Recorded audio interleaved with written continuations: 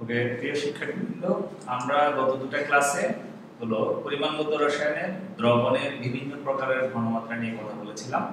আমাদের 6 প্রকারের ঘনমাত্রা ছিল। আজকে আমরা ওটারই কন্টিনিউ করব। আশা করি তোমরা সবাই ভালো আছো এবং ভালোভাবে সুস্থভাবে আমার ক্লাসে পার্টিসিপেট করছো। ওকে, তাহলে আসো আজকে আমাদের আলোচনার বিষয় হবে আমাদের যে 6 প্রকারের ঘনমাত্রা যেটা ছিল তাদের মধ্যে ইন্টার রিলেশন কি, অর্থাৎ পারস্পরিক সম্পর্ক কি, সেটা আমরা আলোচনা করব। অনেকে এটা নিয়ে কমেন্ট করেছেন কি করে যাবা, তো আজকে আমরা ওই জায়গাটা পৌঁছে গেছি। হ্যাঁ, আজকে আমাদের ক্লাসে হলো ওটা দিয়ে শুরু করব। আমরা এই 6 প্রকারের ঘনমাত্রা কিভাবে একটা থেকে আরেকটাতে যাব, কি রিলেশন মেইনটেইন করব, সেটাই আমি দেখাবো। হ্যাঁ, ওকে, তাহলে আসো তোমরা স্লাইডে নিশ্চয়ই দেখতে পাচ্ছ যে একক সময়ের পারস্পরিক রূপান্তর কি করে আমরা এই রূপান্তরটা করব সেটাতে যাচ্ছি। হ্যাঁ, স্লাইড থাকবে। এখন আসো এই স্লাইডের লাস্টের দিকে দেখো একটা প্রবলেম আছে, ম্যাথমেটিক্যাল প্রবলেম। সেটা হলো ব্লু ভিট্রিয়লের একটি দ্রবণের ঘনমাত্রা 2 মোলার, তুমি দেখতে পাচ্ছ সবাই স্লাইডে, হলে ওই দ্রবণের ঘনমাত্রা ppm ও শতকরা হিসাব করে দেখাও। ওকে, তাহলে আমি একটু কোশ্চেনটা লিখি। আমাদের ব্লু ভিট্রিয়লের ঘনমাত্রা দেওয়া আছে, এখানে কোশ্চেনে তোমার যে ঘনমাত্রাটা বলা আছে সেটা হলো তোমার 2 মোলার। এখন তোমার কাজ কি? তোমার কাজ হলো এটা ppm এ কত এবং পার্সেন্টেজে কত সেটা বের করা। টাস্ক কি? আমরা যদি টাস্কটা লিখি, টাস্ক ইকুয়ালস হলো ppm এ ঘনমাত্রাটা কত এবং হলো পার্সেন্টেজে ঘনমাত্রাটা কত, এই দুইটা কত তোমাকে বের করতে হবে। এটাই হলো তোমার কাজ। ওকে, তাহলে রিলেশনে তুমি দেখতে পেয়েছিলা যে আমরা যদি মোলার থেকে ppm এ যেতে চাই তাহলে রিলেশনটা ছিল, আমরা যদি লিখি কনসেন্ট্রেশন ইন ppm ইকুয়ালস ছিল যেটা 1000 sm, এটা হলো আমাদের রিলেশনে ছিল। আমি এগুলো দিয়ে দিয়েছি দেখো রিলেশনে। হ্যাঁ, বারবার বলছি তোমাকে কিন্তু এই সকল রিলেশন বসে বসে মুখস্থ করা যাবে না। ঠিক আছে, মুখস্থ করা যাবে না। তোমাকে আগে চিন্তা করতে হবে, এই যে আমি রিলেশনটা বানালাম, আমি কি শুক্রবার রাতে পবিত্র দিন ছিল বলে রাতে স্বপ্নে দেখেছি? না, স্বপ্ন দেখিনি। এটা হলো আমাদের লজিক দিয়ে আমরা এই রিলেশনটাকে বানিয়েছি যে এই রিলেশন মেইনটেইন করলেই তুমি মোলারিটি থেকে পার্সেন্টেজে বা ppm এ চলে যেতে পারবা। হ্যাঁ, আমরা মোলারিটি থেকে ppm এ চলে আসতে পারবো তাহলে এই রিলেশন মেইনটেইন করলে। হ্যাঁ, তাহলে আসো রিলেশনটা যে মোলারিটি থেকে ppm মিন করে আমি সেটাই আগে তোমাদেরকে একটু এক্সপ্লেইন করি। হ্যাঁ, তারপর আমি ম্যাথমেটিক্যাল তোমার প্রবলেমটা সলিউশনে যাব। আমরা কিন্তু সূত্র মুখস্থ করব না। হ্যাঁ, ছোটকাল থেকে আমরা শুনে এনেছি যে সূত্রটা মুখস্থ করো, ওটা দিয়ে অঙ্ক করো। নো, সূত্রটা তো কেউ একজন বানিয়েছে, সে একটা যুক্তি দিয়ে বানিয়েছে। সেই সূত্র তুমিই বানাবা, তুমি অঙ্ক করবা, তুমি সূত্র বানাবা, তুমি সবকিছু করবা। হ্যাঁ, ওকে, মুখস্থ করা যাবে না। তাহলে আসো আমরা একটু যাই। দেখো তো আমরা এই জায়গাটায় লিখতে পারি 1000 ইনটু s হলো মোলারিটিতে ঘনমাত্রা। আমরা গত দুটো ক্লাসে বলেছি s m/mv, এটা আমরা শিখেছি। ওকে, তাহলে এখন আসো আমরা এটা বসিয়ে দেই। হ্যাঁ, আমরা এখানে এটা বসিয়ে দেই, s এর জায়গায় m/mv বসিয়ে দিলাম ইনটু আরেকটা ক্যাপিটাল M, এটা হলো আণবিক ভর। আমি এখানে বলে নিচ্ছি এই c হলো ঘনমাত্রা ইন ppm, অর্থাৎ আমি যেটা বের করব ঘনমাত্রাটা কোন এককে বের করব, ppm এককে, সেজন্য লিখলাম c in ppm। Okay, equals হলো রিলেশন হলো 1000, s হলো মোলারিটিতে ঘনমাত্রা আর ক্যাপিটাল M টা হলো এখানে আণবিক ভর, যার ভর বের করব, যার ঘনমাত্রা বের করব তার আণবিক ভর। ওকে, তাহলে আমরা এটা লিখলাম। এখন আসো আমরা এটাকে দিতে পারি am ক্যান্সেল। ওকে, তাহলে আমরা লিখতে পারি, দেখো এখানে লিখতে পারি কি 1000 m/v।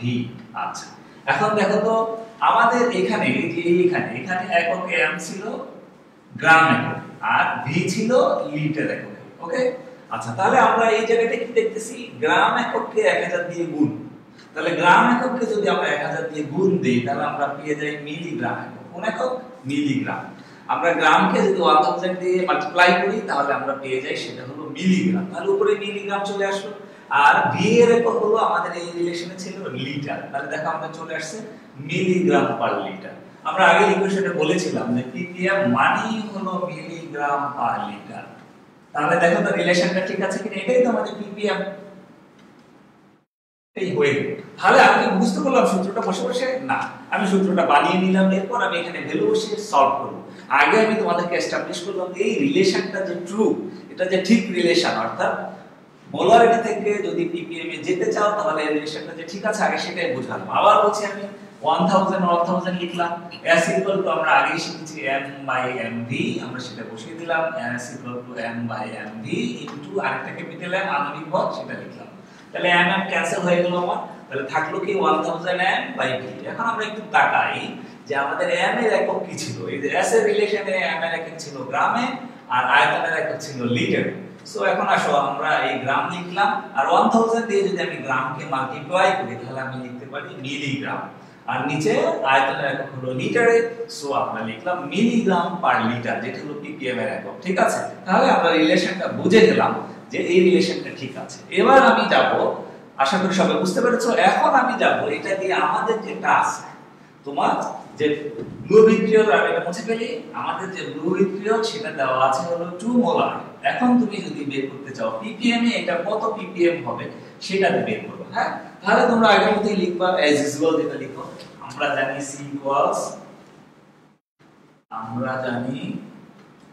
c ইকুয়ালস, এত। তাহলে এবার তুমি এখানে টার্ম দাও, লিখো এখানে s ইকুয়ালস মোলারিটিতে ঘনমাত্রা। মোলারিটিতে ঘনমাত্রা কত? 2 মোলার। s ইকুয়ালস মোলারিটিতে ঘনমাত্রা 2 মোলার। ওকে, আমরা লিখে দিলাম। এখন ক্যাপিটাল M ইকুয়ালস, খেয়াল করো আমি কিন্তু ভ্যালুটা দিয়ে দিয়েছি। আমরা যদি স্ক্রিনে একটু তাকাই, আমি স্ক্রিনটা আবার বলছি একটু শেয়ার দিতে। ওকে, তাহলে স্ক্রিনে যদি তাকাও তাহলে দেখো তোমার এখানে কপার সালফেটের ভর দেওয়া আছে। ঠিক আছে, কপার সালফেটের ভর 159.609 এটা দেওয়া আছে। শোনো, অঙ্কতে যখন ম্যাথমেটিক্যাল প্রবলেম দেওয়া হয় মাঝে মাঝে কিন্তু তোমাকে একটু পাজল করে দেওয়া হয়। হ্যাঁ, এখানে তোমার কোশ্চেনে বলছে ব্লু ভিট্রিয়লের ঘনমাত্রা, কিন্তু তোমার যে ভর দেওয়া আছে কপার সালফেট। সো তোমাকে জানতে হবে ব্লু ভিট্রিয়লটা কি। ব্লু ভিট্রিয়ল হলো কপার সালফেট। আমি যদি এখানে লিখি ব্লু ভিট্রিয়ল হলো কপার সালফেট তার সাথে 5 অণু পানি, এটা হলো ব্লু ভিট্রিয়ল। আর তোমাকে কোশ্চেনে যে আমি ভর দিয়ে দিয়েছি সেটা হলো শুধু কপার সালফেট। ক্লিয়ার?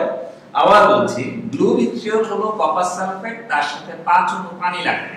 ওকে, আচ্ছা। আর এখানে যে কোশ্চেনে ভর দেওয়া আছে সেটা হলো শুধুমাত্র কপার সালফেটের ভর। সো তোমাকে কি করতে হবে, এটার সাথে যে ভরটা দেওয়া আছে এটার সাথে 5 অণু পানির ভরটা এড করে নিতে হবে। ওকে, তাহলে এখনো পানির ভর কত? 18 গ্রাম। তাহলে 5 অণুর ভর কত? 90 গ্রাম। তাহলে আমাদের যে 159 এটার সাথে 90 যদি এড করো তাহলে কত হবে? 159, তার সাথে আরো 90, তাহলে 249। সো m আমি লিখব 249.609। ওকে, c equals what? Very simple, that হয়ে গেছে আমাদের এটা। হ্যাঁ, আবার বলছি s হলো আমাদের মোলারিটিতে দ্রবণের ঘনমাত্রা কত। আমাদের কোশ্চেনে দেওয়া আছে দ্রবণের ব্লু ভিট্রিয়লের ঘনমাত্রা মোলারিটিতে হলো 2 মোলার। আমি লিখে ফেললাম 2 মোলার। ওকে, আচ্ছা। m হলো যে বস্তুটার ঘনমাত্রা আমি বের করব তার আণবিক ভর। ওকে, আমার কোশ্চেনে জানতে চেয়েছে ব্লু ভিট্রিয়ল কত ppm। ওকে, কিন্তু ভর দেওয়া আছে হলো কপার সালফেট। সো তোমাকে কি করতে হবে? কপার সালফেটের সাথে 5 অণু পানির ভর এড করে দিতে হবে। ওকে, এড করে নিয়ে আমরা ভ্যালুটা পেয়ে গেলাম 249.609। ওকে, আর c হলো এখন আমি বের করব। তাহলে আমরা রিলেশনে বসিয়ে দেই। আসো, 1000 ইনটু হলো 2 ইনটু হলো 249.609। ওকে, আমি ক্যালকুলেশন করি। আচ্ছা, তাহলে আমরা দেখি কত আসে এটা। আমরা একটু ক্যালকুলেশন করে নেই। কত হচ্ছে? 1000 ইনটু হলো 2 ইনটু হলো 249.609। ওকে, তাহলে কত হচ্ছে? 499218। তাহলে আমরা পেয়ে গেলাম আমাদের 499218 এত ppm। এই তোমার आंसर চলে আসলো। দেখো, ভেরি সিম্পল। ওকে, এই তাহলে আমরা কি শিখলাম? রিলেশনটা কি করে আসলো সেটা শিখলাম, এবং এই রিলেশন দিয়ে আমরা মোলারিটি থেকে ppm এ কি করে যাব সেটা শিখে গেলাম। ক্লিয়ার? ওকে, কোশ্চেনের একটা পার্ট আমরা কভার করলাম। আমার মনে হয় এটা ভেরি সিম্পল। এটা আমার চেয়ে তোমাদের ব্রেন অনেক অনেক ভালো। You are so young. Okay, so তোমার এটা নিয়ে কোনো সমস্যা হওয়ার কথা না, আমি যেটুকু বলেছি। আচ্ছা, নেক্সট আসো, তোমাকে আবার বলছে এই মোলারিটি থেকে পার্সেন্টেজে যেতে হবে। ওকে, তাহলে মোলারিটি থেকে পার্সেন্টেজে যেতে গেলে তোমরা স্ক্রিনে দেখেছো 6 নাম্বার সূত্রটা। আমরা কি লিখেছিলাম তখন? আমি এটুকু মুছে দিলি। এখন মোলারিটি থেকে পার্সেন্টেজে যাব, এটা মুছে দিলি। ওকে, ওই যে রিলেশনে দেখতে পাচ্ছ স্লাইডে শেয়ার দেওয়া আছে 6 নাম্বারটা। মোলারিটি থেকে পার্সেন্টেজে গেলে হলো Sm/10। এটা হলো আমাদের রিলেশন। তুমি এটাও বের করতে পারো।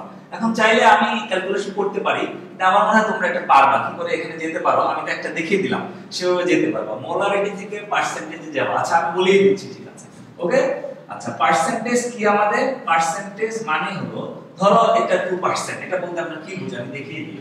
2% দুইটা আমি দেখাচ্ছি, এরপরেরগুলো কিন্তু আমি আর দেখাবো না, বাকি চারটা তোমরা এই ওয়েতে ক্যালকুলেশন করবা। সবকিছু বললে তো আমার এক চ্যাপ্টার শেষ করতে 6 মাস লেগে যাবে। হ্যাঁ, এই যেটুকু টিপস দিচ্ছি বাকি এইটুকু সাপোর্ট নিয়ে তুমি আগাবা। হ্যাঁ, ওকে। তাহলে 2% বলতে আমরা বুঝি 2 গ্রাম বস্তু পার 100 ml। ওকে, আমরা এটা লিখতে পারি 2% মানে হলো 2 গ্রাম বস্তু পার 100 ml। এখানে আমাদের বস্তুকে কপার সালফেট পাঁচন পানি। ওকে, আচ্ছা ঠিক আছে, এটাই থাকুক। আচ্ছা এখন আসো এটাকে যদি আমরা এইভাবে লিখি, দেখো তো এই যে 2 এই গ্রামকে আমরা জানি যে মোলারিটিতে যখন আমরা যাব, মোলারিটি এখন মোলারিটি আর পার্সেন্টেজের সাথে রিলেশন। মোলারিটিতে যখন আমরা যাই তখন হলো 1 লিটার দ্রবণ প্রয়োজন হয়। তাহলে 1 লিটার দ্রবণ মানে হলো নিচে আমাদের আছে 100 ml দ্রবণ। তাহলে 1 লিটার দ্রবণে যদি আমি যেতে চাই তাহলে আমাকে কি করতে হয়? 1 লিটার দ্রবণে যেতে হলে আমাকে হলো এটাকে 1000 দিয়ে মাল্টিপ্লাই করতে হবে। তাহলে নিচে 1000 বানাতে হবে। তাহলে আমরা এরকম লিখি যে এই 10 দিয়ে গুণ দিয়ে উপরে নিচে, তাহলে তো নিচে 1000 হয়ে যায়। দেখো, তাহলে এখন আমরা এটুকুর পরিবর্তে লিখতে পারি 1 লিটার, আর এটুকুর পরিবর্তে লিখতে পারি যা আছে আমি তাই লিখি 2 10 * 2 গ্রাম। আচ্ছা এখন আসো মোলারিটি ডেফিনিশন আমাদের ছিল মোল পার লিটার। এই মোলারিটিটা হলো মোল পার লিটার দ্রবণ। এখন পার লিটার চলে আসছে, আমি কিন্তু এখনো মোলে পৌঁছাতে পারি না। ওকে, তাহলে মোলে পৌঁছানোর জন্য কি করতে হবে? আমাদের আণবিক ভর দিয়ে ভাগ করতে হয়। গ্রামটাকে বস্তুর যে গ্রামটাকে যদি আমরা ভরকে যদি আমরা আণবিক ভর দ্বারা ভাগ করি যেটা দ্বারা, তাহলে আমাদের কি হয়ে যায়? সেটা হয়ে যায় হলো মোল। আচ্ছা তাহলে এখন আসো এই 10 কোথা থেকে আসলো? 10 হলো মাল্টিপ্লাইং ফ্যাক্টর ইনটু 2টা কোথা থেকে আসলো? পার্সেন্টেজের জন্য। ওকে, 2% এই যে আমি লিখলাম 2% পার্সেন্টের জন্য। তাহলে আমরা লিখতে পারি 10 * পার্সেন্টেজ বাই এই যে এটা আণবিক ভর। আর এটা তো আমার রিলেশনের এটা, তাহলে আমরা পেয়ে গেলাম দেখো যে আরেকটা রিলেশন C = in, যদি আমরা কিসে যেতে চাই? মোলারিটি থেকে পার্সেন্টেজে যেতে চাই। মোলারিটি থেকে পার্সেন্টেজে, যে পার্সেন্টেজে চলে আসলো। মোলারিটি থেকে যদি তুমি পার্সেন্টেজে যেতে চাও তাহলে রিলেশনটা হবে এটা। এরকম ভাবে তুমি প্রত্যেকটা রিলেশন বের করতে পারো। তাহলে মোলারিটি থেকে যদি পার্সেন্টেজে যেতে চাও তাহলে তোমাকে কি করতে হবে? বা পার্সেন্টেজ থেকে মোলারিটিতে যদি যেতে চাও তাহলে তোমাকে এইভাবে বের করতে হবে 10 * পার্সেন্টেজ বাই m। এখানে 10 হলো মাল্টিপ্লাইং ফ্যাক্টর, পার্সেন্টেজ হলো তোমাকে দেখতে হবে পার্সেন্টেজে ঘনমাত্রাটা কত দেওয়া আছে সেটা, আর m হলো তোমার এখানে আণবিক ভর। ক্লিয়ার? তাহলে এইভাবে তুমি প্রত্যেকটা রিলেশন চেক করে নিতে পারো, বের করে নিতে পারো। ওকে, তাহলে এখন আসো আমি এটা মুছে ফেলি, আমাদের অঙ্কটা করি, এটা বের করি এটা। আচ্ছা তাহলে এখন আমাদের বের করতে হবে কি? C in percentage। Okay, C in percentage equals হবে কি? SM/10। এই রিলেশনটা হলো আমাদের আসে। আসো তাহলে আমরা এখানে বসিয়ে দিই S = হলো 2 মোলার দেওয়া আছে আমাদের। হ্যাঁ, আর m হলো আমাদের কি? এটা আণবিক ভর। ওকে, তাহলে এখন যদি তোমাকে বলা হয় যে এটা কনসেন্ট্রেশন পার্সেন্টেজে কত, তুমি এই রিলেশনে বের করে ফেলবা।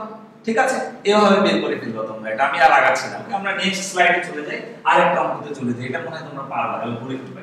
হ্যাঁ, আসো আমরা নেক্সট স্লাইডে যাই। ওকে, এখানেও একই রিলেশন, আরেকটা অঙ্কতে আমরা যাই, এটা বেশি পপুলার। ওকে, সেটাতে আসো। সেটা কি? তোমার দেওয়া আছে 2% সোডিয়াম কার্বনেট দ্রবণের ঘনমাত্রা, মোলারিটি ও ppm এ হিসাব করো। এখন আছে তোমার পার্সেন্টেজে দেওয়া আছে। আমি আর একটু বলছি, এটা করে আমরা এগুলা শেষ করে দিব, আমরা অন্য অঙ্কতে যাব। আসো আমরা একটু সেখানে যাই।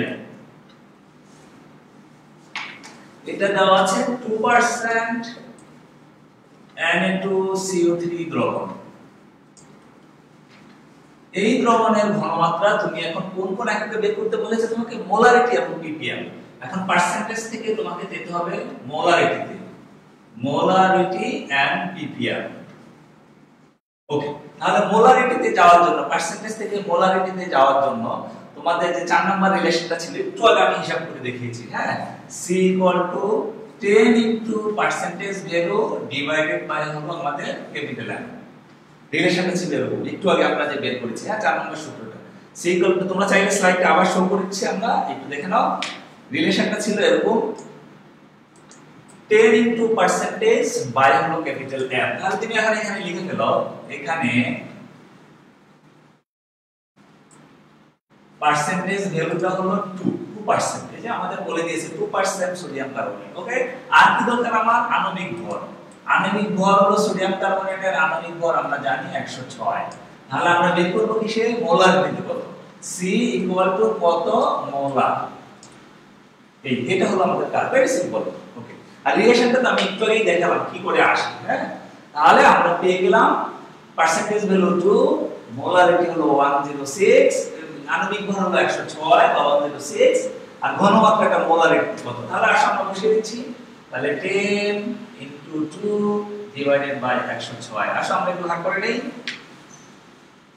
যদি আমরা ভাগ করে 2 * 10 20/106, রেজাল্টটা কত হয় আমরা একটু বের করে নেই।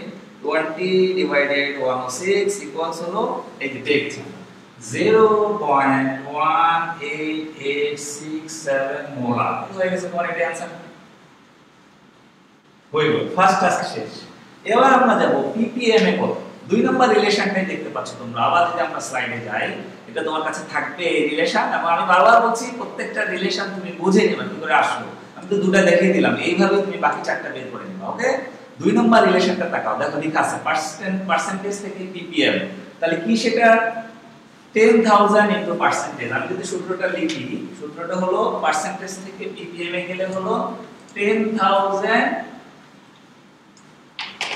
* পার্সেন্টেজ। এটা হলো 10000 * পার্সেন্টেজ ভ্যালু। ওকে, এটা এখন আসো, এটাও যদি তুমি দেখতে চাও, এটা তো একেবারে সিম্পল, আমার মনে হয় 30 সেকেন্ডের বিষয়।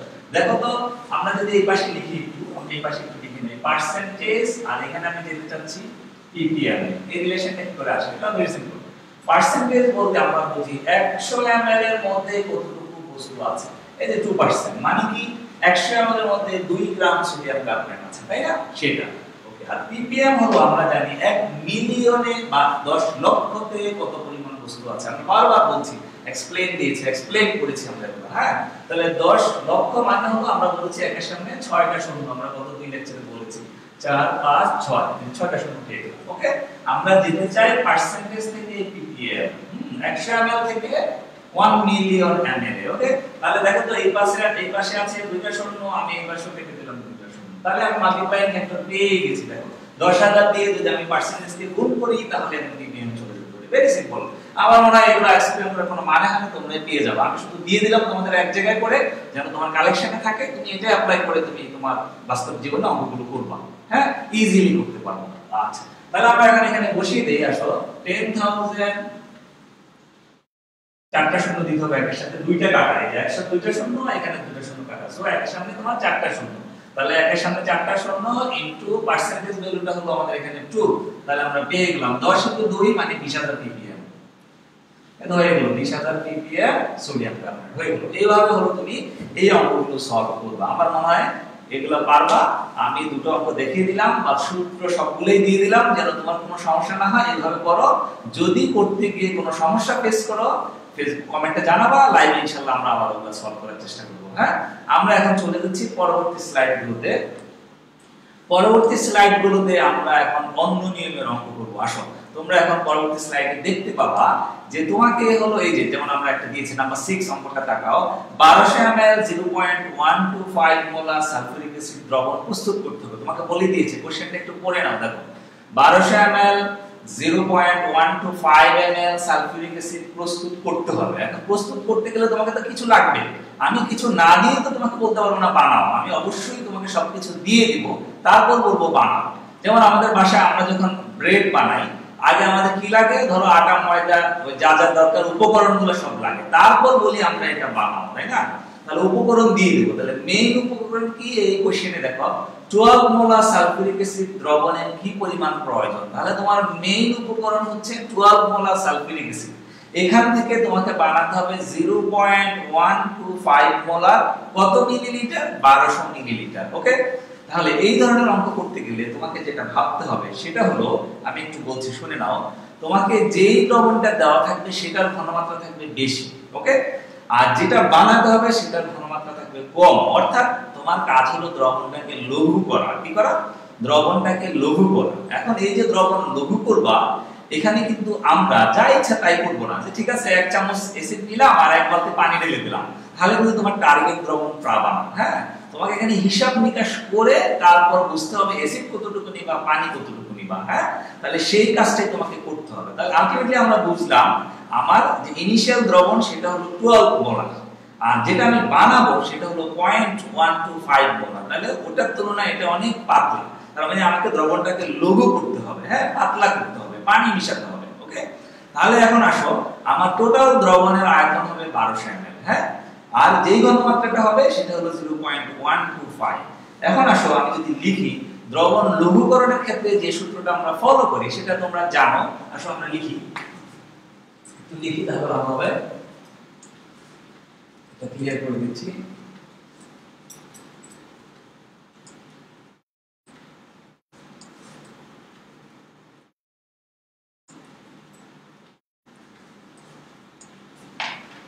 ওকে, তাহলে আমার প্রথম যে ঘনমাত্রা অ্যাসিড সেটা আছে 12 মোলার। হ্যাঁ, 12 মোলার সালফিউরিক অ্যাসিড আমি লিখলাম 12 মোলার সালফিউরিক অ্যাসিড। আর যেটা বানাতে হবে, যেটা আমার টার্গেট, এটা হলো আমাকে দেওয়া আছে। আর টার্গেট হলো, যেটা আমি লিখছি টার্গেট হলো 1200 ml 0.125 মোলার। এটা আমাকে বানাতে হবে, এটা টার্গেট। ওকে, তাহলে এই ক্ষেত্রে আমরা লিখি, সূত্র লিখি অলওয়েজ, আমরা জানি V1S1 V2S2। হ্যাঁ, ওই সে আগের কথা। এসব সূত্র কিন্তু রাতে স্বপ্নে পাওয়া নয়, সব হলো যুক্তি দিয়ে বের করা। হ্যাঁ, তাহলে আসো আমরা এটাতে যাই, এটা আমরা কি করে লিখি, কেন আমরা এই সূত্র ইউজ করি। হ্যাঁ, আসো এটা যুক্তিতে যাই।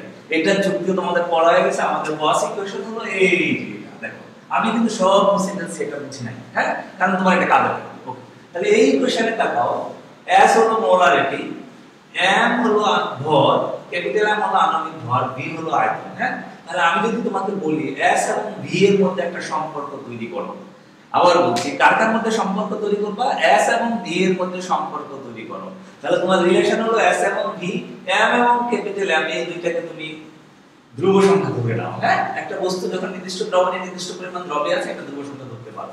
তাহলে আমরা বলতে পারি, দেখো তো এই ইকুয়েশন থেকে আমরা বলতে পারি S সমানুপাতিক 1/v লিখতে পারি কিনা। তাহলে দেখা যাচ্ছে S এবং V পরস্পরের সাথে ব্যস্তানুপাতিক।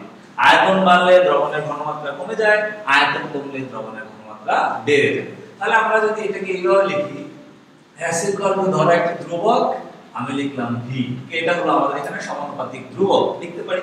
তাহলে এখানে লিখতে পারি S V হলো কনস্ট্যান্ট, আমরা লিখতে পারি। ওকে, তাহলে এখন যদি আসো আমরা দুইটা দ্রবণ কল্পনা করি, তাহলে প্রথম দ্রবণের ঘনমাত্রা ধরো S1 এবং আয়তন ধরো V1 ইকুয়ালস হলো একটা ধ্রুবক। আবার দ্বিতীয় দ্রবণ কল্পনা করলে তার ঘনমাত্রা ধরো S2, আয়তন ধরো V2 ইকুয়ালস হবে ধ্রুবক। ওকে, তাহলে দুইটাই দেখো কে, ডান পাশ দুইটাই ধ্রুবক। তাহলে আমরা ইজিলি লিখে দিতে পারি V1S1 V2S2। ক্লিয়ার? এই সব সূত্র তুমি যাই লিখবা অবশ্যই চিন্তা করবা। হ্যাঁ, চিন্তা না করে কিছু লিখবা না। সায়েন্স মানে এটাই, আমি ক্লাসে বারবার বলি 2 and 3 কত 5। এই 5 আমি বললে বিশ্বাস করবা না, তুমি মিনিমাম 5 বার ভেবে নিবা যে স্যার ঠিক বলেছে কিনা। হ্যাঁ, স্যারকে বিশ্বাস করবা না সায়েন্সে বললে, শুধু তুমি তোমার ব্রেইনটাকে বিশ্বাস করবা, কাউকে। ঠিক আছে, কোনো কিছু অযৌক্তিক লেখা যাবে না। এই যে আমি এটা লিখলাম, দেখো ভেরি সিম্পল। আমরা এই কোশ্চেন থেকে বলতে পারি S সমানুপাতিক 1/v, তাহলে S ধ্রুবক বাই V, তাহলে S V ধ্রুবক। এখন দুইটা দ্রবণ যেহেতু আমাদের এখানে আছে, দুইটা কেস চিন্তা করো, দুইটা ঘটনা চিন্তা করো। প্রথম দ্রবণের ঘনমাত্রা S1, আয়তন ধরো V1, তাহলে সেটার গুণফল হবে একটা ধ্রুবক। আবার দ্বিতীয় দ্রবণের ঘনমাত্রা এবং আয়তনের গুণফল হবে আরেকটা ধ্রুবক। ওকে, সেই ধ্রুবকের ভ্যালুগুলো সমান হয়। তাহলে আমরা দুইটা সমান যেহেতু লিখতে পারি V1S1 V2S2। ক্লিয়ার? আচ্ছা, সূত্র কি করে আসলো আমরা এক্সপ্লেইন করলাম। এখন আসো আমরা অঙ্কতে চলে যাই। আমি এটা একটু বুঝি, কিন্তু আমাকে ভ্যালুগুলো বসাতে হবে। আসো আমরা যাই। ওকে, তাহলে এখানে আমাদের আসো V1S1 তুমি মনে করবা যে ক্ষেত্রে যে দ্রবণে দুইটা ভ্যালুই দেওয়া আছে। দেখো, এটা হলো আয়তন, এটা হলো ঘনমাত্রা। তাহলে যেই দ্রবণের ক্ষেত্রে আয়তন এবং ঘনমাত্রা দুটেই দেওয়া আছে, সেই তাকেই ধরো প্রথম দ্রবণ। ওকে, আর যেটার ক্ষেত্রে একটা বের করতে হবে তোমার টাস্ক যেটা, সেটাকে ধরবা দ্বিতীয় দ্রবণ। তাহলে এটা হলো আমাদের প্রথম দ্রবণ, ফার্স্ট সলিউশন। এটা হলো আমাদের দ্বিতীয় দ্রবণ। আবার বলছি, প্রথম দ্রবণ কোনটাকে ধরবো আমরা, যার ক্ষেত্রে আয়তন এবং ঘনমাত্রা দুটোই দেওয়া আছে, সেটা হবে আমাদের প্রথম দ্রবণ। ওকে, আর দ্বিতীয় দ্রবণ কোনটা, যেটার ক্ষেত্রে একটা দেওয়া থাকবে আর একটা বের করতে হবে, সেটা হবে আমাদের দ্বিতীয় দ্রবণ। ওকে, আচ্ছা, তাহলে আমরা প্রথম দ্রবণ পেয়ে গিয়েছি V1, আয়তন দেওয়া আছে 1200 ml। এবং তোমরা ল্যাবে যখন কাজ করবা এই কোশ্চেনটাই বেশি ব্যবহার করতে হবে। হ্যাঁ, তোমার হলো বাজার থেকে তুমি হলো 98% সালফিউরিক অ্যাসিড বাই করবা, কিনে আনবা, সেখান থেকে তোমাকে দ্রবণ বানাতে হবে। ঠিক আছে? তাহলে এইটা কিন্তু ল্যাবে প্রচুর ব্যবহৃত হবে। হ্যাঁ, এবং তোমরা যখন ট্যাক্টেশন করবে তখন এটা ইউজ হবে। ওকে, কাজে সিরিয়াসলি এরকম করবা। তাহলে আমরা লিখলাম 1200 ml। আর ঘনমাত্রা, প্রথম দ্রবণের ঘনমাত্রা S1 হলো 0.125 মোলার হয়ে গেল। আচ্ছা, আর দ্বিতীয় দ্রবণের ঘনমাত্রা শুধু দেওয়া আছে, তাহলে S2 12 মোলার। তোমাকে কি বের করতে হবে? আয়তন কত, অর্থাৎ কত ml। এই যে আমি এটা V2 বের করব, অর্থাৎ কত ml সালফিউরিক অ্যাসিড নিয়ে আমি 1200 ml পূর্ণ করলেই আমার এটা হলো 0.125 মোলার হয়ে যাবে। সেটাই হলো আমার কাজ। তাহলে রিলেশন আমরা বসিয়ে দিই। এখান থেকে আমরা লিখতে পারি V2 V1S1 বাই হলো S2। তাহলে বসিয়ে দাও, তোমার সবগুলো ভ্যালু এখানে আছে। 1200 ইনটু S1 কত 0.125 বাই হলো S2 কত 12 মোলার। হ্যাঁ, তাহলে আসো আমরা একটু ক্যালকুলেশন করি। ওকে,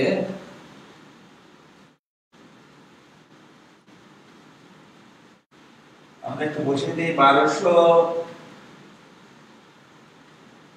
ইনটু হলো তোমার 0.125 ডিভাইডেড হলো 12 মোলার ইকুয়ালস কত পেয়ে গেলাম 12.5 ml। আমরা পেয়েছি 12.5 ml, অর্থাৎ তোমাকে হলো দ্বিতীয় দ্রবণের 12.5 ml অর্থাৎ 12.5 ml নিয়ে তুমি যদি কি করো, এটাকে 1200 ml পূর্ণ করো, তাহলে তোমার 0.125 মোলার দ্রবণ প্রস্তুত হয়ে যাবে। ক্লিয়ার? তাহলে প্রথম অংশ আমরা কভার করেছি। আবার আমি স্লাইডে আবার যাওয়ার জন্য তোমাদেরকে বলছি, যদি স্লাইডে আবার যাও তখন দেখবা আরেকটা পার্ট আছে এই অঙ্কটাতে। হ্যাঁ, এখন বলেছে যদি অ্যাসিডের বিশুদ্ধতা 98% হয়, দেখো কোশ্চেনে দেওয়া আছে 6 নম্বর কোশ্চেনটাই তাকাও। যদি অ্যাসিডের বিশুদ্ধতা 98% হয়, তাহলে বিশুদ্ধতা কত? ওখানে মানে আসে না কোশ্চেনটা 98%। আচ্ছা, আমি বলে দিচ্ছি। হ্যাঁ, অ্যাসিডের বিশুদ্ধতা যদি 98% হয়, আমরা বাজার থেকে যে সালফিউরিক অ্যাসিড কিনি ওটার বিশুদ্ধতা অর্থাৎ অ্যাকুরেসি বা হলো তোমার পিউরিটি থাকে হলো তোমার 98%। হ্যাঁ, যদি অ্যাসিডের বিশুদ্ধতা 98% হয়, তাহলে এই দ্রবণের ঘনমাত্রা কত হবে? হ্যাঁ, এই যে আমরা এখানে 0.125 ধরে নিয়েছি, যখন আমরা ভেবেছিলাম অ্যাসিডটা 100% বিশুদ্ধ অ্যাসিড, কিন্তু 100% বিশুদ্ধ অ্যাসিড পাওয়া যায় না। হ্যাঁ, তাহলে আমাদের সালফিউরিক অ্যাসিডের ঘনমাত্রা ধরো, বিশুদ্ধতা ধরো 98%, তখন এর ঘনমাত্রা কত? হ্যাঁ, তাহলে এখন আসো, তুমি এটা কিছুই না, ভেরি সিম্পল, এক লাইন করলেই হয়ে যাবে। আমি এক লাইন করে দিচ্ছি। আসো, এটার সাথে এক লাইন এড করে দিলেই দ্বিতীয় অংশটা পেয়ে যাবো অঙ্কটা। আচ্ছা, তাহলে এবার তুমি লিখো বিশুদ্ধতা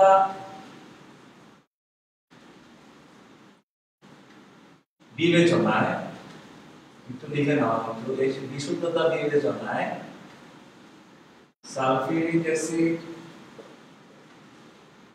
এর বিশুদ্ধতা ইকুয়ালস 98%। ওকে, আচ্ছা, তাহলে এখন আসো এবার লিখো, সুতরাং সালফিউরিক অ্যাসিড এর ঘনমাত্রা, তুমি দেখো আগে ঘনমাত্রা কত ছিল, আমি যে দ্রবণটা বানিয়েছি সেটা হলো 0.125 মোলার। তাহলে লিখি 0.125 এর 98%, 0.125 এর 98%, কারণ ওটারই 98% ঘনমাত্রা দ্রবণ থাকবে। ওকে, এটা 100% থাকবে না। তাহলে আমরা এখন বসিয়ে দিই 0.125 ইনটু এর মানে ইনটু, আর 98% মানে কি 98/100। এটা একদম তোমরা ক্লাস 3 4 থেকে পড়ছো, তাহলে এগুলো বলার কোনো মানে নেই। ওকে, তাহলে এখন যদি তুমি এটাকে মাল্টিপ্লাই করো, আসো 0.125 ইনটু 98 বাই হলো 100 কত পাবা আমরা দেখে নিই কত হয়। তাহলে হচ্ছে হলো 0.125 ইনটু 0.98 ইকুয়ালস হবে 1225, 0.1225, তখন হবে 0.1225 মোলার। ক্লিয়ার সবাই? ওকে, এই ধরনের অঙ্ক তোমাকে থাকে, একটু কাজ লাগিয়ে দিয়ে সাথে এই যে আমরা এটা লিখে ফেললাম, আমি ওগুলো ক্লিয়ার করে ফেলেছি।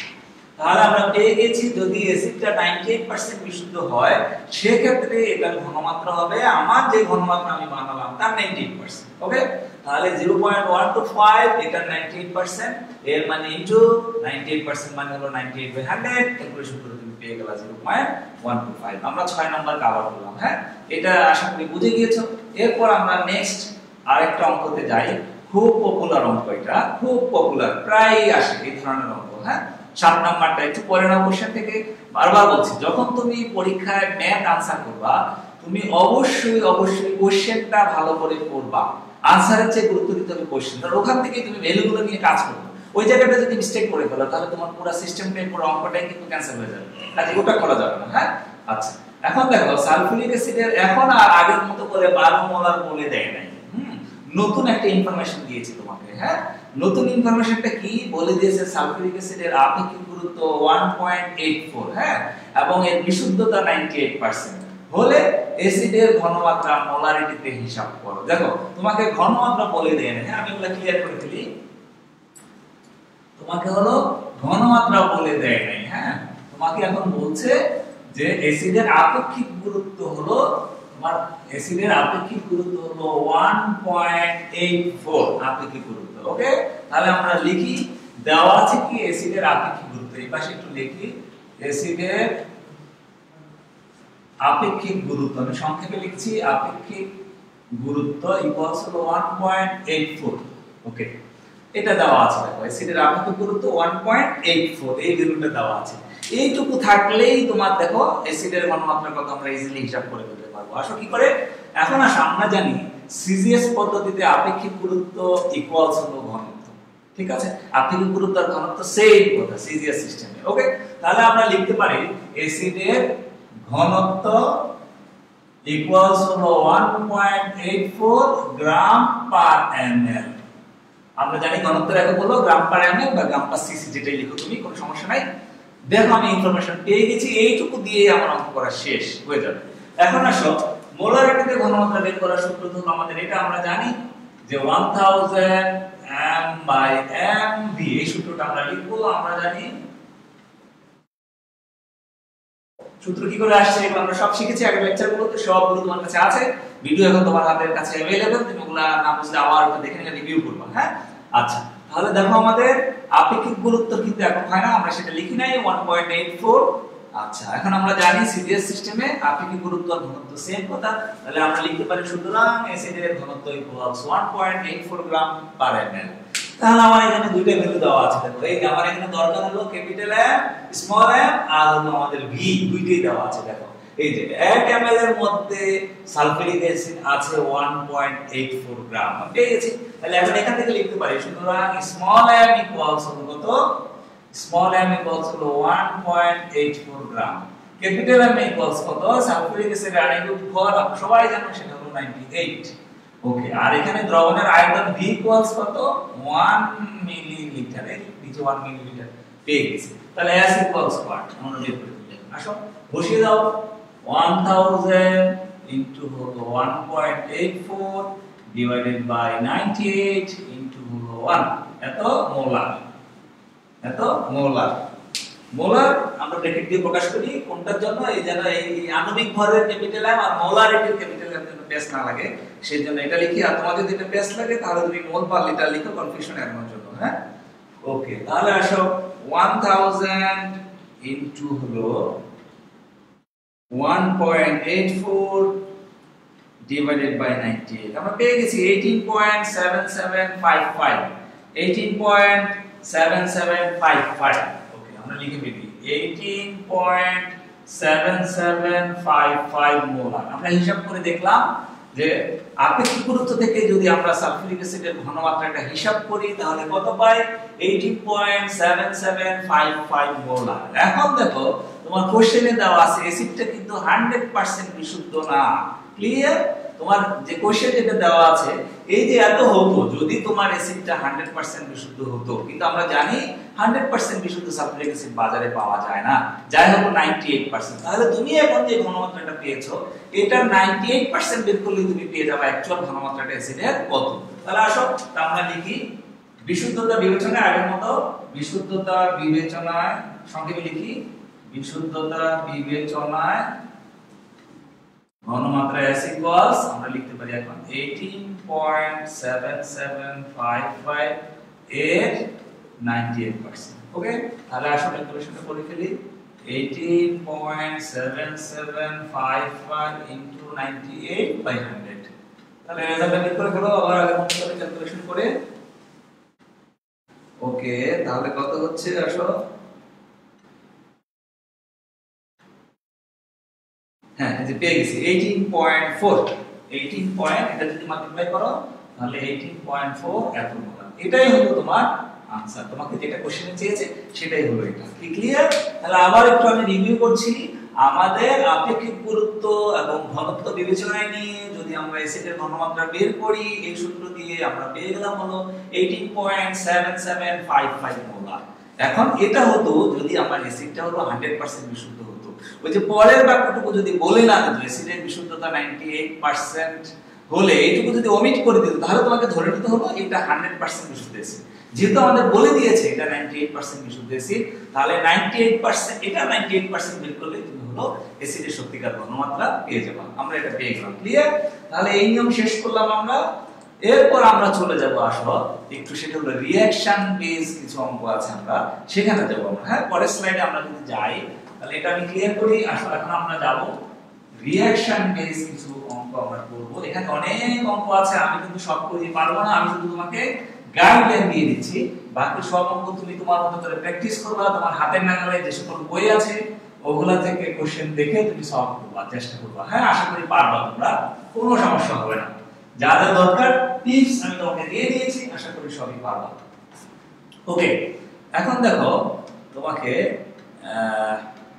নিচ্ছে না মনে হচ্ছে। আচ্ছা, এখন দেখো, আচ্ছা আমি বলছি তোমাদের, আচ্ছা এরপরে স্লাইডে যদি আমরা যাই, আমরা এরপরে স্লাইডটা চলে যাই, ওখানে দেখবা তোমরা যে রিঅ্যাকশন বেস কিছু অঙ্ক আছে। হ্যাঁ, রিঅ্যাকশন বেস মিস হয়ে গেছে। আচ্ছা ঠিক আছে, আমি বলে দিচ্ছি কোশ্চেনটা।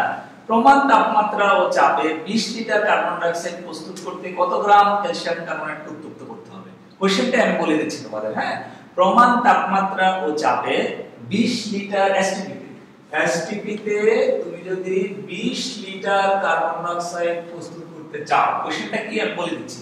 এসটিপি তে 20 লিটার কার্বন ডাই অক্সাইড প্রস্তুত করতে কত গ্রাম ক্যালসিয়াম কার্বনেট প্রয়োজন হবে? খুবই সিম্পল অঙ্ক। এটা কত গ্রাম লাগবে তোমার সেটা সিম্পল অঙ্ক, বারবার বলছি এগুলা, বাট তুমি হলো এই নিয়মের অঙ্ক আসে, তোমাকে রিঅ্যাকশন থেকে কিভাবে অঙ্ক সলভ করতে হবে সেটা আমি বলে দিচ্ছি। ওকে, তাহলে আসো আবার বলছি কোশ্চেনটা কি, এসটিপি তে 20 লিটার কার্বন ডাই অক্সাইড প্রস্তুত করতে কত গ্রাম ক্যালসিয়াম কার্বনেট লাগবে, এটা হলো তোমার টাস্ক। তাহলে আসো আমরা যাই, এটা হলো ক্যালসিয়াম কার্বনেট হলো একটা ধাতব কার্বনেট।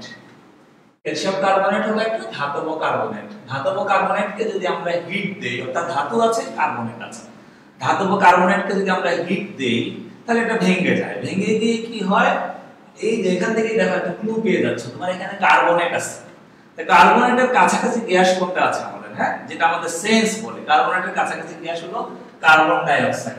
তার মানে ধাতব কার্বনেটকে যদি তুমি তাপ দাও ওখান থেকে কার্বন ডাই অক্সাইড গ্যাস চলে যাবে। ওই যে আমি একটু উপরের দিকে আলোচনা দিলাম, কার্বন ডাই অক্সাইড গ্যাসকে তুমি যদি বলো আমার সাথে বসে থাকো, কি থাকবে? থাকবে না। তো গ্যাস উপরে চলে যাবে, অ্যাটমসফিয়ারে বায়ুমণ্ডলে চলে যাবে। তাহলে চলে গেল, তাহলে এখান থেকে তুমি কার্বন ডাই অক্সাইড বাদ দাও, CO2 বাদ দিয়ে দাও, তাহলে থাকে কি, একটা ক্যালসিয়াম থাকবে আর একটা অক্সিজেন থাকবে। দেখো সিম্পল রিঅ্যাকশন, তুমি তোমার সেন্স কাটিয়ে বিক্রিয়াটা লিখতে পারছো, মুখস্থ করার কোনো দরকার নেই। যেহেতু তুমি বুঝে গেছো, এবার তুমি যে কোনো কার্বনেটের জন্য বিক্রিয়া বানাতে পারো। হ্যাঁ, তুমি যদি, আমি যদি অন্য ধাতু দেই, ধরো আমি দিলাম MCO3, ঠিক আছে, এখানে দেখো আমরা জানি কার্বনেটের যোজনী 2, যেহেতু আমি কারোর সাথে 2 দেইনি তার মানে বোঝা গেল ধাতুর যোজনীয় 2, তাহলে একটা হলো এখানে দ্বিযোজী ধাতু। যে কোনো দ্বিযোজী ধাতুকে যদি তুমি উত্তপ্ত করো তাহলে তুমি পাবা হলো মেটাল অক্সাইড, মানে মেটাল, তার সাথে কার্বন ডাই অক্সাইড। এই হলো রিঅ্যাকশন, ভেরি সিম্পল রিঅ্যাকশন। তাহলে তুমি কি শিখলা, ধাতব কার্বনেটকে উত্তপ্ত করলে ধাতব অক্সাইড এবং কার্বন ডাই অক্সাইড পাওয়া যায়। ক্লিয়ার? এখন আসো কেন এটা সহজে ভেঙে যায়, আমি বললাম তুমি তাপ দিলে এটা সহজে ভেঙে যায়। কেন ভেঙে যায়? এই কেন ভেঙে যাওয়ার কারণ হলো এটা একটা আয়নিক যৌগ, আমরা জানি এটা হলো কি যৌগ? আয়নিক যৌগ। হ্যাঁ, আচ্ছা এখন কোশ্চেন হলো দুনিয়াতে আয়নিক যৌগ বিশুদ্ধ কিন্তু একটাও নাই, কোনো আয়নিক যৌগ নাই যেটা বিশুদ্ধ। ক্লিয়ার? সব আয়নিক যৌগের মধ্যে কিছু না কিছু সমযোজী বৈশিষ্ট্য বিদ্যমান থাকে। আর আমরা জানি সমযোজী বৈশিষ্ট্য যদি বিদ্যমান থাকে, কোনো যৌগের মধ্যে যদি সমযোজী বৈশিষ্ট্য বাড়তে থাকে, তাহলে যৌগটার গলনাঙ্ক কমে যায়। ঠিক আছে, অর্থাৎ সহজে ভেঙে যায়। আমরা জানি সমযোজী যৌগগুলোর গলনাঙ্ক স্ফুটনাঙ্ক কম, আয়নিক যৌগগুলোর গলনাঙ্ক স্ফুটনাঙ্ক বেশি। তাহলে যদিও এটা আয়নিক যৌগ, আবার বলছি আমরা এই দুনিয়ায় বিশুদ্ধ আয়নিক যৌগ একটাও নাই, ওর মধ্যে কিছু না কিছু ভেজাল আছেই, কিন্তু বিশুদ্ধ সমযোজী যৌগ অল্প কিছু আছে। যেহেতু প্রাসঙ্গিক ক্রমে এসে এগুলো আমি একটু বলে দিচ্ছি, তোমরা বন্ধন চ্যাপ্টারে পড়েছো ফার্স্ট ইয়ারে, তবুও একটু বলে দিচ্ছি। বিশুদ্ধ সমযোজী যৌগগুলো কোনগুলো? সেটা হলো যদি দুইটা মৌল একই হয়, যেমন ধরো hydrogen hydrogen, oxygen oxygen, chlorine chlorine, হ্যাঁ, নাইট্রোজেন নাইট্রোজেন, এই ধরনের বন্ধনগুলো, দুইটা মৌল একই, একটা বন্ধন হতে কিন্তু দুইটা মৌল লাগে। এই যে আমরা একটু লিখি hydrogen hydrogen, chlorine chlorine, bromine bromine, সবগুলো hydrogen, oxygen oxygen, nitrogen nitrogen, এরকম যদি তুমি লিখো, এই ধরনের বন্ধন যদি যেখানে থাকে, এগুলো কিন্তু সমযোজী বন্ধন। হ্যাঁ, এগুলো হলো বিশুদ্ধ যখন দুইটা মৌল একই। আর অন্য সমযোজী যৌগ যেগুলো আছে, হ্যাঁ, যেমন এই যে যেমন এটার মধ্যে একটা সমযোজী বৈশিষ্ট্য আছে। হ্যাঁ, আচ্ছা, তাহলে অন্য সমযোজী, যেমন ধরো আমরা লিখলাম যে HCl, হ্যাঁ, HCl, এটা কিন্তু আমরা সমযোজী যৌগ বলি। হ্যাঁ, তাহলে এটার মধ্যেও কিন্তু আয়নিক বৈশিষ্ট্য আছে, কারণ এখানে দুইটা মৌল ভিন্ন। তাহলে কি শিখলাম? একমাত্র যদি দুইটা মৌল একই হয়, কোন বন্ধনের ক্ষেত্রে সমযোজী বন্ধন বিশিষ্ট যৌগের ক্ষেত্রে যদি আমরা এমন দেখতে পাই দুইটা মৌল একই, তাহলে সেটা হলো বিশুদ্ধ সমযোজী বন্ধন। যেমন এই যেগুলো, এগুলো সবগুলো হলো বিশুদ্ধ সমযোজী যৌগ, কারণ এখানে বন্ধনটা 100% সমযোজী। আচ্ছা, আর অন্য যত সমযোজী আছে যৌগ আছে সেগুলো, যেমন ধরো পানি, হ্যাঁ, পানি একটা সমযোজী যৌগ, ওটা কিন্তু বিশুদ্ধ সমযোজী না, ওর মধ্যে আয়নিক বৈশিষ্ট্য আছে। হ্যাঁ, আবার আয়নিক যৌগ, ধরো আমি সোডিয়াম ক্লোরাইড লিখলাম, একটা সোডিয়াম ক্লোরাইড লিখলাম, হ্যাঁ, এই যে লিখলাম, এটা একটা আয়নিক যৌগ, কিন্তু আয়নিক যৌগ দুঃখের বিষয় একটাও আমরা পাই না যার মধ্যে বিশুদ্ধ আয়নিক বন্ধন বিদ্যমান, অর্থাৎ কোনো সমযোজী ক্যারেক্টার নাই। হ্যাঁ, এরকম কম।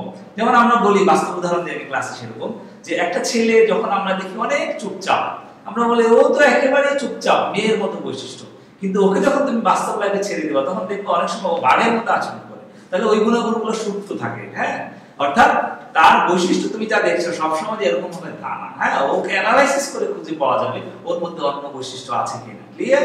তাহলে এটা যদিও আয়নিক যৌগ, বাট এটার মধ্যে বেশিরভাগই আয়নিক বৈশিষ্ট্য, বাট অল্প পরিমাণে সমযোজী বৈশিষ্ট্য থাকে। হ্যাঁ, আবার সমযোজী যৌগের মধ্যে বেশিরভাগ সমযোজী ক্যারেক্টার, অল্প পরিমাণে আয়নিক ক্যারেক্টার থাকে। ওকে, তাহলে আমাদের এই যৌগটা আয়নিক হলেও ওর মধ্যে সমযোজী বৈশিষ্ট্য আছে, এই কারণে এটা সহজেই যে কোনো কার্বনেটকে তাপ দিলে ওরা সহজেই ভেঙে যায়। ওকে, প্রাসঙ্গিক কথাগুলো একটু বললাম, লজিকগুলো আশা করি বুঝতে পেরেছো।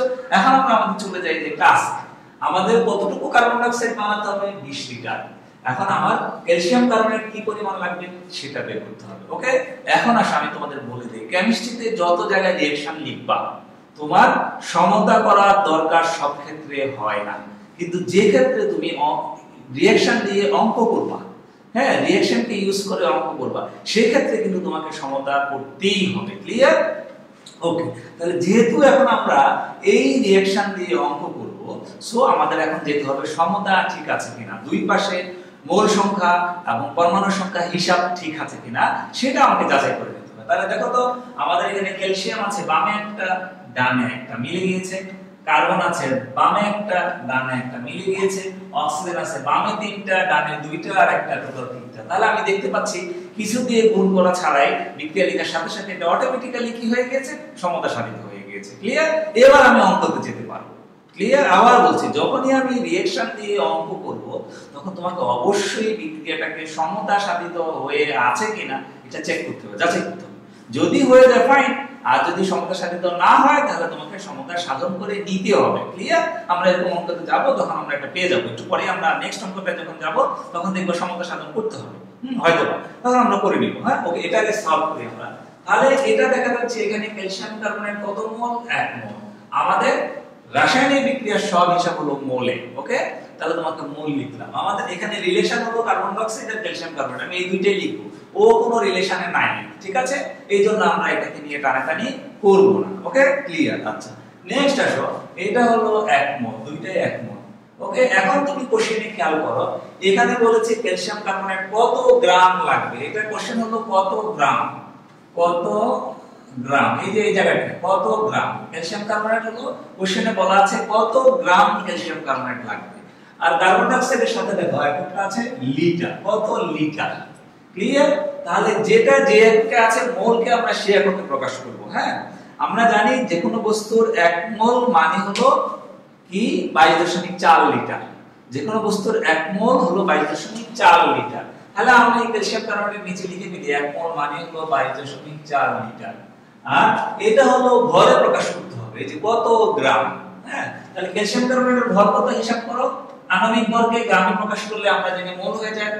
মোল থেকে আমরা যদি আণবিক ভরের সাথে গ্রাম লাগিয়ে দেই তাহলে সেটা মোল হয়ে যায়। আণবিক ভরের সাথে গ্রাম লাগিয়ে দিলেই মোল হয়ে যায়। তাহলে ক্যালসিয়াম হলো 40, কার্বন 12 আর 3 16, অক্সিজেন হলো 16 * 3 তাহলে হলো 48। 48 আর 12 কত হিসাব করলে তুমি দেখে নেবা ক্যালসিয়াম কার্বনেটের ভর হবে কত 100 গ্রাম সম্ভবত। হ্যাঁ, তাহলে আমরা লিখে নেই 100 গ্রাম। আচ্ছা 60 হ্যাঁ হয়ে গেছে। তো 3 16 48 আর 12 60, 60 আর 40 100। তাহলে আমরা পেয়ে গেলাম যে 1 মোল ক্যালসিয়াম কার্বনেট মানে হলো 100 গ্রাম ক্যালসিয়াম কার্বনেট। আর 1 মোল কার্বন ডাই অক্সাইড যেহেতু আয়তন আমার হিসাব সেজন্য আমি লিখলাম 22.4 লিটার। এখানে কিন্তু 44 লিখলে হতো না, কারণ তোমার কোশ্চেনে কার্বন ডাই অক্সাইডের ভর চাইনি, আয়তন চেয়েছে। ওকে, তাহলে আমরা লিখলাম। এখন তুমি জাস্ট রিলেশনটা লিখো। বিক্রিয়া মতে 100 গ্রাম 100 গ্রাম ক্যালসিয়াম কার্বনেট থেকে, এগুলো লিখে নাও। আচ্ছা লিখেই দিচ্ছি আমি যেহেতু শর্ট না করি। ক্যালসিয়াম কার্বনেট থেকে এখানে একটা হাইফেন দিবা। সাধারণত এক ল্যাঙ্গুয়েজ থেকে আরেক ল্যাঙ্গুয়েজে সুইচ করলে তুমি যখন ইংলিশ থেকে বাংলায় আসবা মাঝখানে একটা হাইফেন দিতে হয়, এটা হলো রুল। ওকে, তাহলে এক ল্যাঙ্গুয়েজ থেকে আরেক ল্যাঙ্গুয়েজে যেতে চাইলে তোমাকে মাঝখানে একটা হাইফেন ইউজ করতে হয়। আমরা পড়লাম ক্যালসিয়াম কার্বনেট থেকে কার্বন ডাই অক্সাইড পাওয়া যায় ইকুয়ালস হলো 22.4 লিটার। ওকে, তাহলে আচ্ছা এই হলো রিলেশন। কিন্তু দেখো তোমার কোশ্চেনে চেয়েছে ক্যালসিয়াম কার্বনেট কত গ্রাম পাওয়া যায়। আমরা রিলেশন অঙ্ক থেকে এটা বলতে পারি। হ্যাঁ, এখন যেটা তোমাকে বের করতে হবে সেটা হলো তোমাকে ডান পাশে লিখতে হবে ঐকিক নিয়মে। হ্যাঁ, তাহলে আমরা এখন এইভাবে লিখলে কিন্তু আমার বের হবে কার্বন ডাই অক্সাইড। এটা তো বলেই দিয়েছে আমার 20 লিটার, এটা দরকার নাই। তাহলে আমরা কি লিখবো 22.4 লিটার কার্বন ডাই অক্সাইড পাওয়া যায় সমান সমান 100 গ্রাম ক্যালসিয়াম কার্বনেট থেকে। ওকে লিখলাম। তাহলে সুতরাং 1 লিটার কার্বন ডাই অক্সাইড পাওয়া যায় ইকুয়ালস হবে 100 বাই 22.4 গ্রাম ক্যালসিয়াম কার্বনেট। এখন একের জায়গায় আমাদের কোশ্চেনে চেয়েছে 20 লিটার কার্বন ডাই অক্সাইড প্রস্তুত করতে। তাহলে এখানে লাগিয়ে দাও 20 লিটার কার্বন ডাই অক্সাইড, এটাকে 20 দিয়ে গুণ করে দাও। হ্যাঁ, হয়ে গেল এত গ্রাম। তাহলে আমরা হিসাব করে নেই, দেখি কত আসে। আসলে একটু ক্যালকুলেশন করে নেই। ক্যালকুলেশন করলে আমরা পাচ্ছি হলো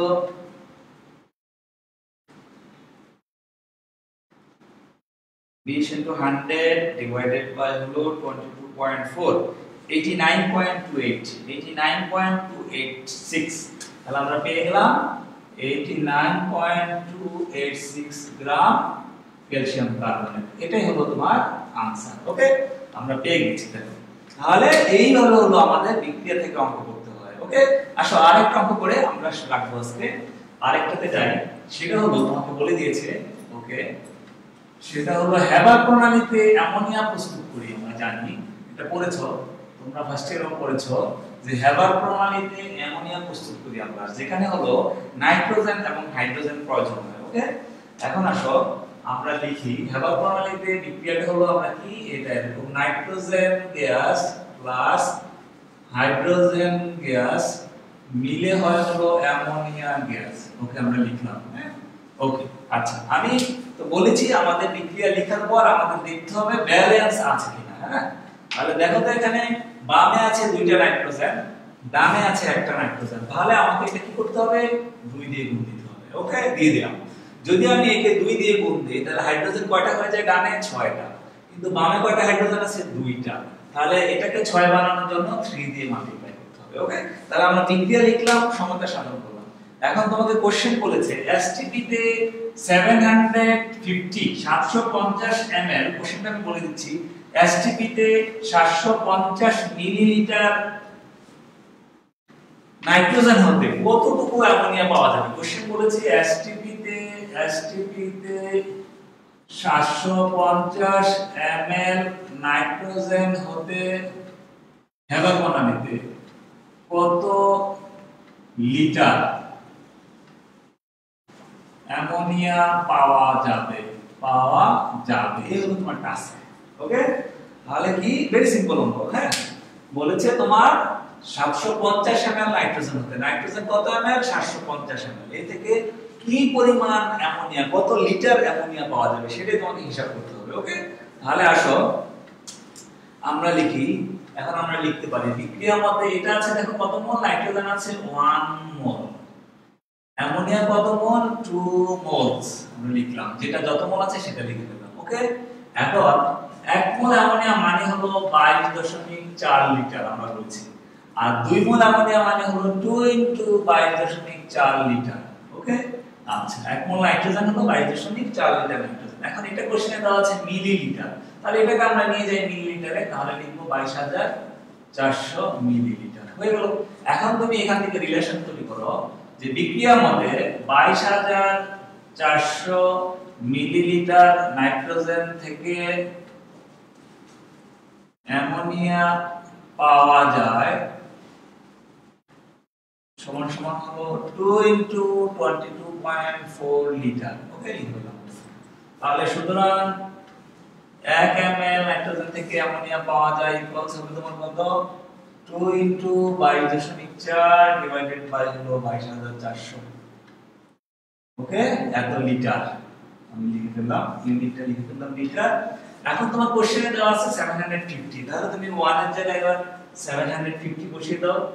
750 ml থেকে পাওয়া যাবে, এটা 750 মাল্টিপ্লাই করতে হবে 750। তাহলে আসলে রেজাল্টটা বের করে ফেলি আমরা।